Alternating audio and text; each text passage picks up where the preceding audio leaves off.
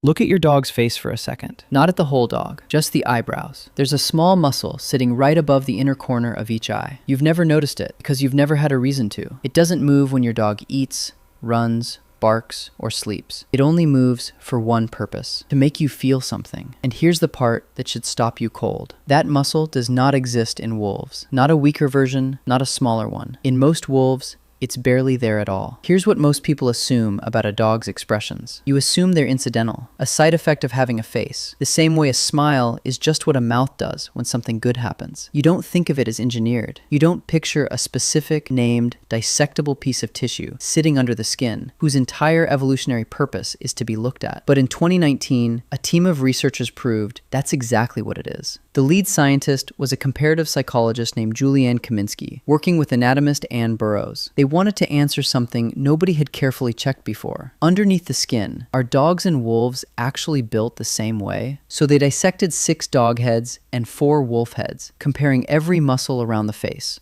One by one. Almost everything matched perfectly. Same jaw muscles, same muscles around the mouth, same basic architecture, except for one tiny muscle near the inner corner of the eye. It's called the levator anguli oculi medialis. In every single dog they examined, it was fully formed and functional. In the wolves, it was barely a muscle at all, just a few scattered fibers, tangled in connective tissue, attached to almost nothing. One species had a tool, the other species had the leftover scraps of one. Curiously, there was exactly one dog breed in the study that didn't have it either, the Siberian Husky, one of the oldest, most wolf-like breeds still alive. A small clue that the researchers noted but couldn't fully explain yet. So what does this muscle actually do? It raises the inner corner of the eyebrow. That's the entire function. But when that happens, 2 things occur at once. The eye appears to open wider, and the whole face takes on an expression researchers describe as deeply infantile. Bigger eyes, softer features, helpless. There's a name for this pattern, paedomorphism, the face borrowing the visual signature of a much younger, more vulnerable creature. It also happens to closely resemble a specific human expression, the one we make when we feel sorrow. Which means, when your dog gives you that look, it isn't randomly tugging at your heart. It's speaking a dialect of an expression your own nervous system was already wired to respond to, long before you ever met a dog. To check whether this was just unused anatomy, Kaminski's team filmed 27 shelter dogs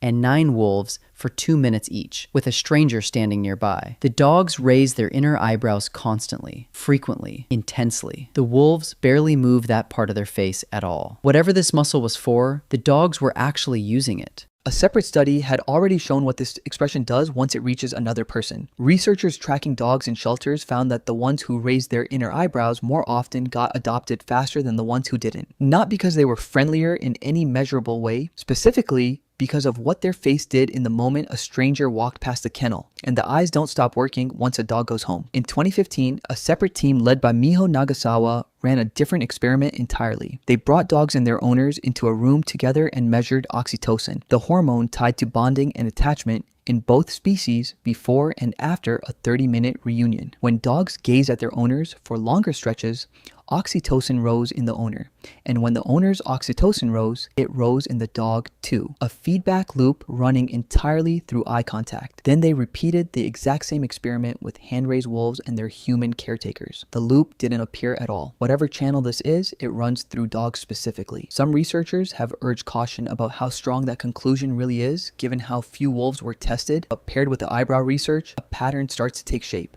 A dog's face and a dog's gaze appear to be doing something to the human nervous system that a wolf's face simply doesn't. For a while, the story seemed complete. Humans like dogs that look sad and helpless. Dogs with this muscle got more attention, more food, more chances to breed. Over thousands of years, the trait spread until nearly every dog had it, and every wolf was left without it. Domestication built a manipulation muscle without anyone planning it. That was the headline. But in 2024, a different research team did something nobody had thought to check.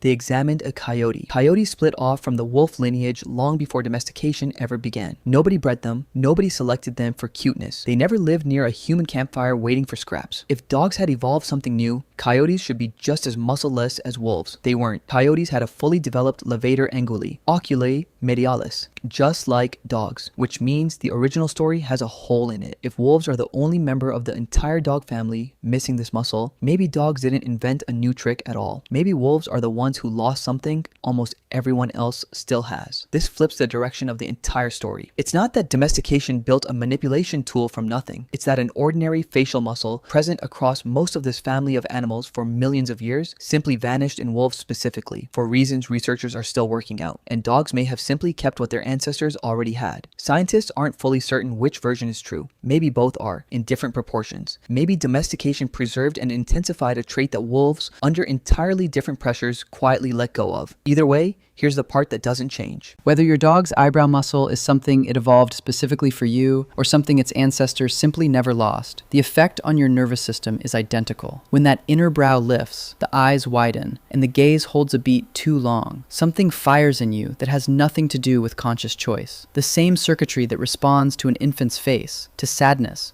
to vulnerability, activates whether you intend it to or not. You didn't choose that response. It was built into you long before you ever met a dog. And whether by accident, by 10,000 years of selection, or by a muscle wolves simply misplaced along the way, dogs ended up holding exactly the key that fits. So the next time your dog tilts its head, lifts that inner brow, and stares at you like its entire existence depends on the answer, understand what's actually happening underneath that look. A tiny, specific muscle, present in almost nothing else quite like this, reaching past your judgment and going straight for something older and softer underneath it.